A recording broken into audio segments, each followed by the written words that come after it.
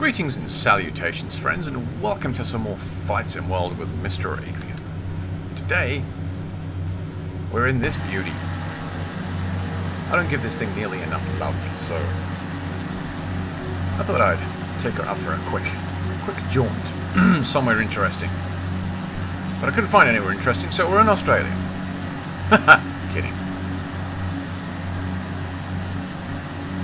So yes, update 10 has been thrown at us. We were promised. Well, promise is a strong word. They did mention last week and during update 9 that there would be some tweaking to TrueSky. However, it never made it into update 10. It wasn't ready, so there's no tweaks to TrueSky in update 10.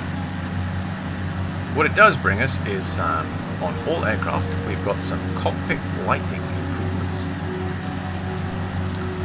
The PA-28, the front ground wheel contact point, has been improved.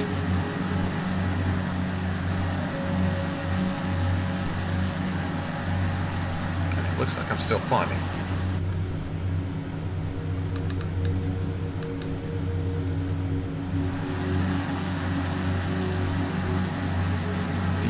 Malibu Mirage, the engine and propeller audio adjustments have been carried out. Missions, improved all mission and lesson outro music transitions, added introduction sequence to icing conditions mission, corrected German subtitles in Voice of Reason, and the LA approach voice-over volume has had some improvements as well. There's been a couple of changes. Well, there's been a change to the mission tool. They have fixed the drag map when edit models is switched off, which is nice. Look at that. That's nice. You know what, for default scenery, that's not terrible. Could be better, and it will be. Early access improvements are happening constantly. I've actually been playing around in the Pro Mission Editor, getting METARs to work, trying to get it to,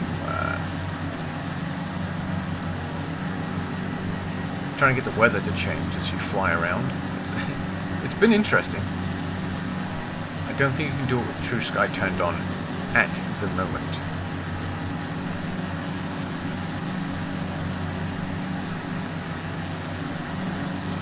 This is really nice, I like this.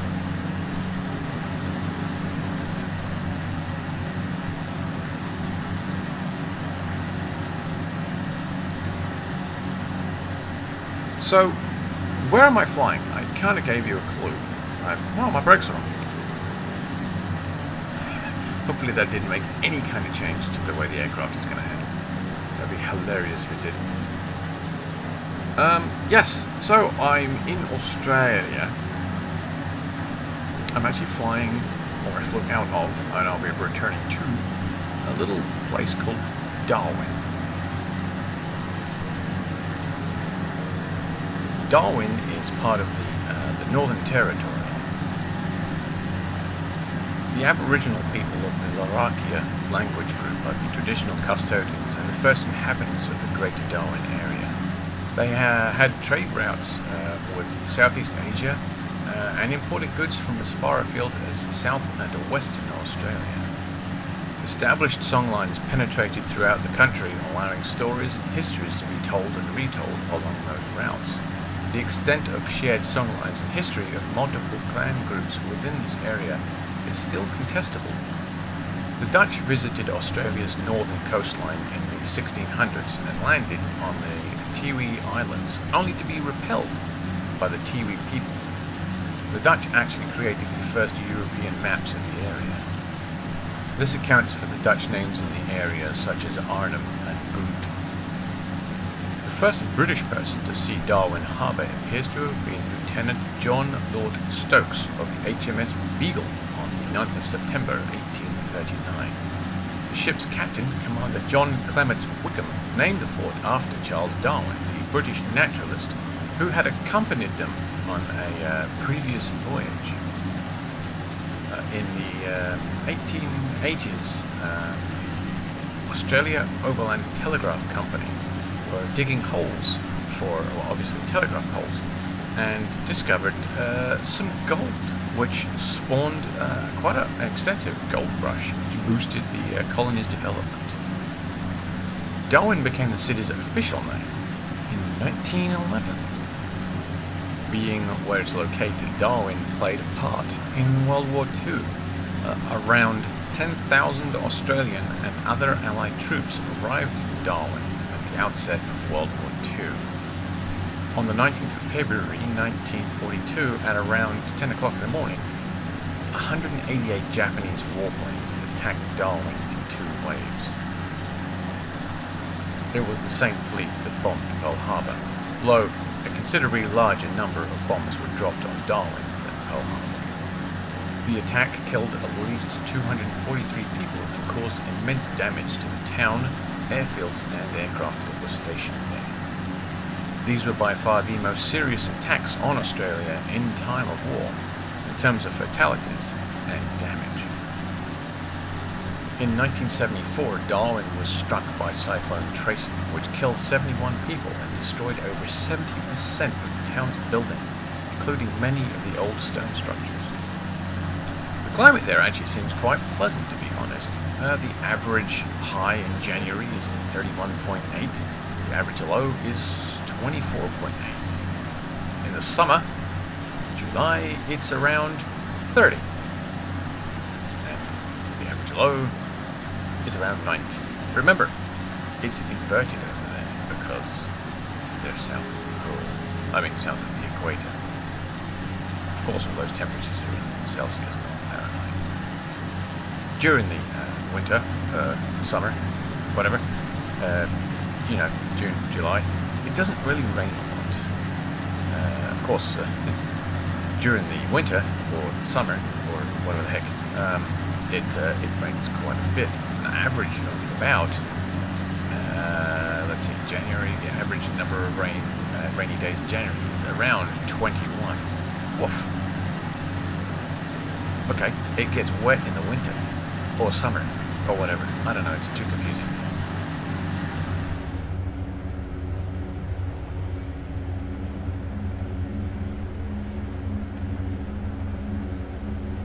Right, let's see if I can get this thing on the floor.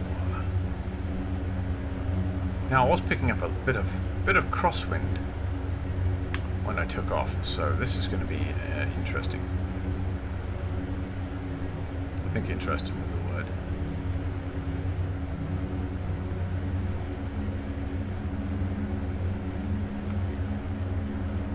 Actually, that was one thing that I noticed when I was playing around with the meta in the Pro Mission editor. I couldn't get the ATIS to work. I wasn't getting any weather feedback from any stations, which was a little bit concerning, but it could actually be user error, so alright.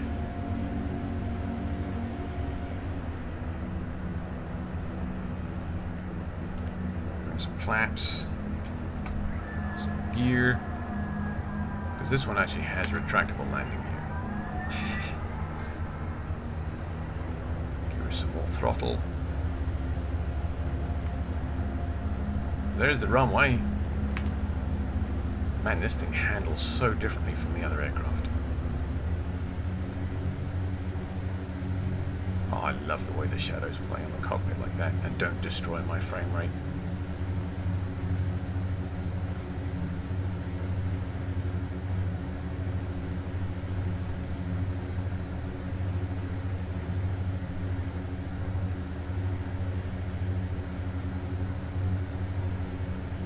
You know what, I'm glad they didn't decide to put a bloom on that.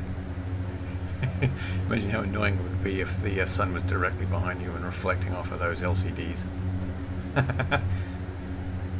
That would be brutal.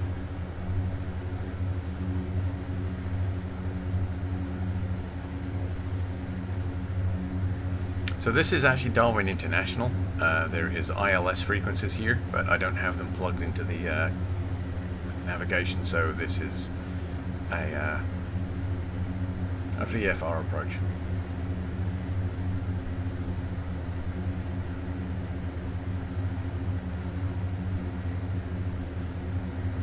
VFR standing for very frickin' ratty, I guess. This is not great, but you know what? Yeah.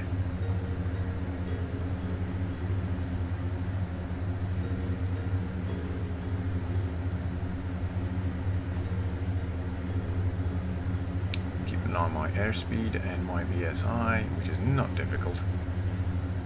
It's also not particularly easy. So, come on, throttle just a little bit.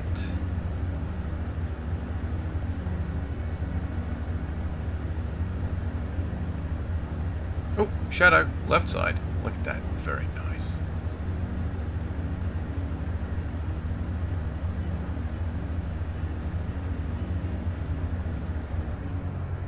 Throttle to idle.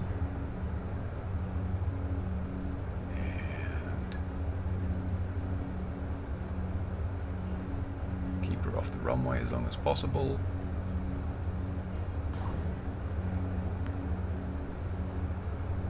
There we go. I've done worse.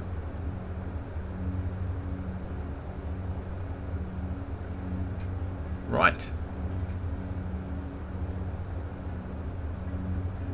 Well, that's update 10. That's also Darwin, Australia. I thought we'd give Australia a little bit of love today. That's some True Sky. No updates for True Sky though, that's a bit of a shame.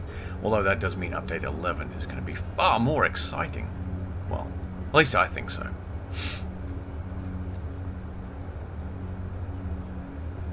Let's see if we can't get this thing off the runway. Whoop.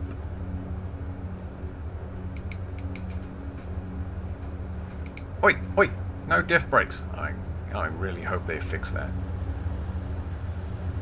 I'm using some Cytec pedals, and boy. No! Stop! I hope they get the pedal brakes as access instead of just on and off switches. That would be great. Anyway, that's it for the minute. Until next time, I will see you anon.